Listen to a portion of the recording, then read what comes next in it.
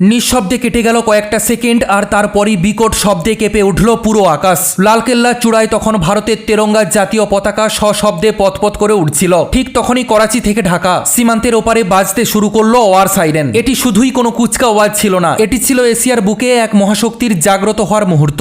ভারত তার বায়ুসেনা, নৌসেনা, মিসাইল ডিভিশনকে নামিয়ে দিল সরাসরি যুদ্ধকালীন মোডে। বঙ্গোপসাগরের তলদেশ থেকে যখন পরমাণু মিসাইল জল চিরে আকাশ ধেয়ে বেরিয়ে এলো আর মরুভূমির ধূলিকণা উড়িয়ে হাজার হাজার কিলোমিটার দূরে আছড়ে পড়ল মহাকাশীয় গতিসম্পন্ন ক্ষেপণাস্ত্র, তখন রাডার স্ক্রিনের সামনে বসে থাকা পাকিস্তান আর বাংলাদেশের সামরিক অফিসারদের কপালে জমে উঠল ঠান্ডা ঘাম। আজকে আর কোনো কূটনৈতিক ভাষা নয়, আজকে শুধুই বারুদের গন্ধ আর শক্তির গর্জন। ভারত মহাসাগর থেকে আরব সাগর, চারিদিক থেকেই শুধুই একটাই শব্দ অনুরিত হচ্ছে, ভারতের একচ্ছত্র আধিপত্য।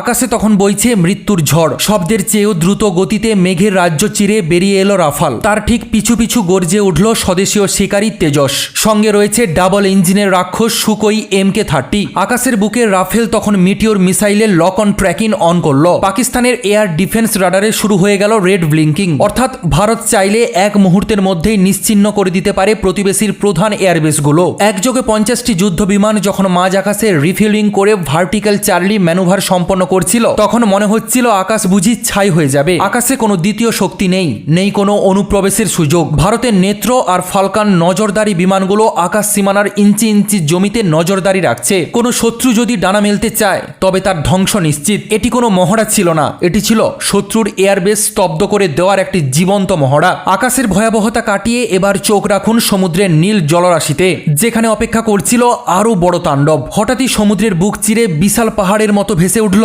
ভারতের দুই ভাসমান রক্তবীজ, INS বিক্রান্ত এবং INS বিক্রমাদিত্য। দুটি এয়ারক্রাফট ক্যারিয়ার একসঙ্গে সমুদ্রে নেমে এলো। তখন আরব সাগর আর বঙ্গোপসাগর যেন থমকে গেল। রণতরীর ডেক থেকে একটার পর একটা MiG-29 যুদ্ধ বিমান টেক অফ করলো বিকট শব্দে। কিন্তু সবচেয়ে বড় আতঙ্ক লুকিয়েছিল জলের তলদেশে। নিঃশব্দে সমুদ্রের অন্ধকার গভীরে ওঁত পেতে বসে থাকা ভারতের পারমাণবিক সাবমেরিন INS আরিহান্ত নিজের উপস্থিতি জানান দিল। জলতলের গভীর থেকে যখন K-4 submarine launched ballistic missile dummy টেস্টের জন্য প্রস্তুত হলো, তখন সাগরের জল উত্তাল হয়ে উঠল। ভারতের নৌসেনার এই মারাত্মক ফ্লিট নিমেষের মধ্যে করাচি থেকে চট্টগ্রাম প্রতিবেশীর সব বন্দরকে বিশ্ব বিচ্ছিন্ন করে ব্লকেট তৈরি করতে সক্ষম। সমুদ্রের নিচে ভারত তৈরি করে ফেলেছে এক অজেয় দুর্গ। এবারে রাজপথ কাঁপিয়ে সামনে এলো ভারতের আসল প্রলয়। সামনে দাঁড়িয়ে আছে 5000 কিলোমিটারেরও বেশি দূরে আঘাত হানতে সক্ষম অগ্নি 5 মিসাইল। একটি মাত্র মিসাইল, কিন্তু তার মাথায় বসানো রয়েছে একাধিক পরমাণু ওভারওয়েট, অর্থাৎ এটি আকাশে গিয়ে ভেঙে টুকরো টুকরো হয়ে একসাথে 10টি ভিন্ন জায়গায় ধ্বংসলীলা চালাতে পারে। এর পাশে সাজানো রয়েছে বিশ্বকে কাঁপিয়ে দেওয়া সুপারসনিক ক্রুজ মিসাইল ব্রহ্মোস। শব্দের চেয়ে 3 গুণ গতিতে ধেয়ে যাওয়া এই মিসাইলের হাত থেকে বাঁচার কোনো প্রযুক্তি আজ পর্যন্ত পৃথিবীতে তৈরি হয়নি। আর আকাশকে সিল করে দিতে মোতায়েন করা রয়েছে এয়ার ডিফেন্স S-400। সীমান্ত পার হয়ে একটা মশা গলে ভেতরে আসার ক্ষমতাও নেই। ভারতের আকাশে পা রাখা মানেই S-400 এক মুহূর্তে সমস্ত কিছু ছাই করে দেবে। ভারতের এই সর্বাত্মক রুদ্র রূপ দেখে সীমান্তের ওপারে তখন শুধুই থমথমে নীরবতা আর চরম আতঙ্ক। ইসলামাবাদের জেনারেল হেডকোয়ার্টার্সে জরুরি মিটিং বসেছে। সাবমেরিন বিশ্লেষকরা স্বীকার করতে বাধ্য হচ্ছেন যে ভারতের এই ত্রিমুখী আক্রমণের ক্ষমতা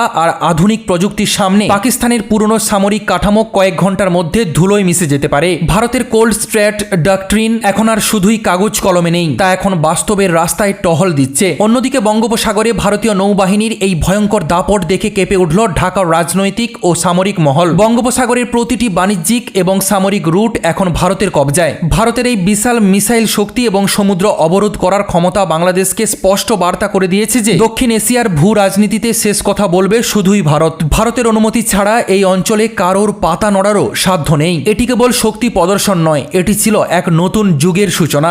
যে ভারতকে একসময় সমরাস্ত্রের জন্য বিদেশের দিকে তাকিয়ে থাকতে হতো, সেই ভারত আজ নিজের মাটিতে তৈরি মেড ইন ইন্ডিয়ার ঘাতক অস্ত্র দিয়ে বিশ্বকে নিজের ক্ষমতা দেখাচ্ছে। স্বাধীনতা দিবসের এই ঐতিহাসিক ক্ষণে ভারত স্পষ্ট ভাষায় জানিয়ে দিল, ভারতের সীমানায় চোখ তুলে তাকানোর দিন শেষ। আঘাত এলে প্রত্যাখ্যান হবে দ্বিগুণ শক্তিতে। শত্রুর ঘরে ঢুকে ধ্বংস করে দেওয়ার ক্ষমতা রাখে ভারত। আকাশের রাফাল, সমুদ্রের আরিহান্ত আর ডাঙ্গার অগ্নি মিসাইল, সবকিছু মিলিয়ে ভারত এখন অদম্য অপরাজেয় শক্তি। দক্ষিণ এশিয়ার মানচিত্রের ওপর শুধুই ভারতের ছায়া, আর সীমান্তের ওপারে শুধুই ভারতের ভয়ের গর্জন। ভারতের এই ভয়ঙ্কর মহাকাব্যিক সামরিক রূপ দেখে আপনি কতটা গর্বিত? প্রতিবেশীদের কাছে ভারতের এই কড়া জবাব নিয়ে আপনার কি মতামত রয়েছে অবশ্যই কমেন্ট সেকশনে কমেন্ট বক্সে জানাবেন। আপাতত এতটাই। পরবর্তী গুরুত্বপূর্ণ খবরগুলো সবার প্রথম পাওয়ার জন্য অবশ্যই চ্যানেলটিকে সাবস্ক্রাইব করে রাখুন এবং যুক্ত থাকুন আমাদের সাথে।